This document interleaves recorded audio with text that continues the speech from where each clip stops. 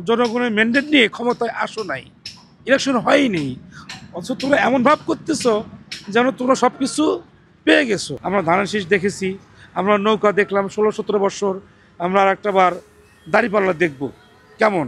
টেলিভিশনে দেখি, পত্রিকাতে দেখি যে আপনার বাংলাদেশে কিছুদিন আগে এই ডাকসু চাকসু যে নির্বাচনগুলো হইলো, বিভিন্ন বিশ্ববিদ্যালয় পাবলিক ভার্সিটিতে যে হইলো নির্বাচন, ছাত্র সংসদ নির্বাচন, সেখানে দেখা যাচ্ছে যে ম্যাক্সিমাম ভার্সিটিতেই, সবগুলো ভার্সিটিতেই জামাতে প্রার্থীগুলা বেশি জয়লাভ করেছে এবং জামাত ভালো একটা অবস্থানে আছে।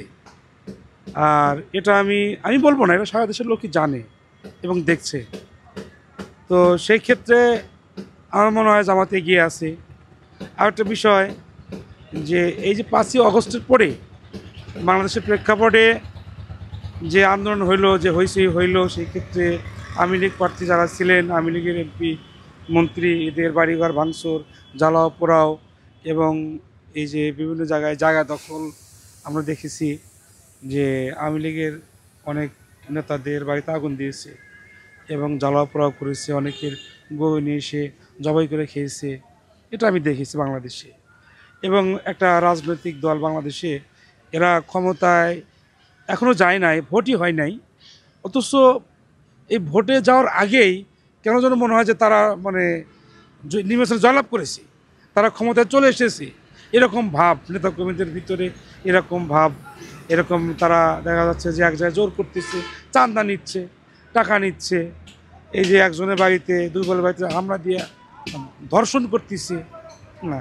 তো এটা আমার কাছে খুবই খারাপ লাগে। জনগণের ম্যান্ডেট নিয়ে ক্ষমতায় আসো নাই, ইলেকশন হয়নি, অথচ তোমরা এমন ভাব করতেছো যেন তোমরা সব কিছু পেয়ে গেছো। এই রাজনৈতিক দল সামনে ইলেকশনে আমার মনে হয় না ভালো কিছু তারা করতে পারবে।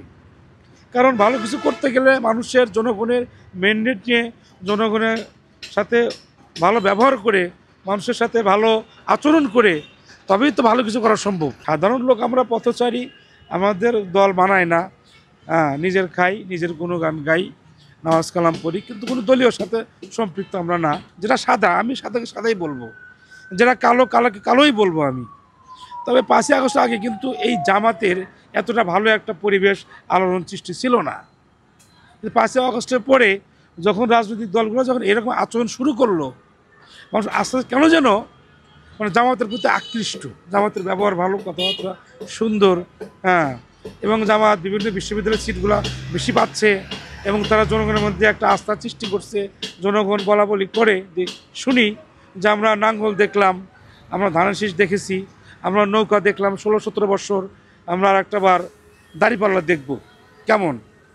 তো সেই ক্ষেত্রে আমি বলি যে আসলে যারা ভালো কিছু করবে, দেশ নিয়ে চিন্তা করবে, দেশের উন্নয়ন করবে, সে জামাতি হোক বা বিএনপি হোক বা আরও রাজনৈতিক অন্য যে কোনো দলই হোক না কেন, আমার মনে হয় তারাই সরকার গঠন করবে। এদেশের মানুষ এখন সচেতন, এদেশের মানুষ এখন পরিবর্তন চায়, এদেশের মানুষ এখন উন্নয়ন চায়, এদেশের মানুষ এখন ওই ভোটের আগে এই আপনার অনেক বড় বড় নেতারা অনেক বড় বড় বলে, সাক্ষাৎকারে বলে যে এটা দিব, সেটা দিব, এই এলাকায় এই উন্নয়ন করব, আপনাদেরকে এরকম কিছু করে দিব, চাকরি বাকরি দিব, স্কুল কলেজ দিব, রাস্তাঘাট এরকম পাকা করে দিব।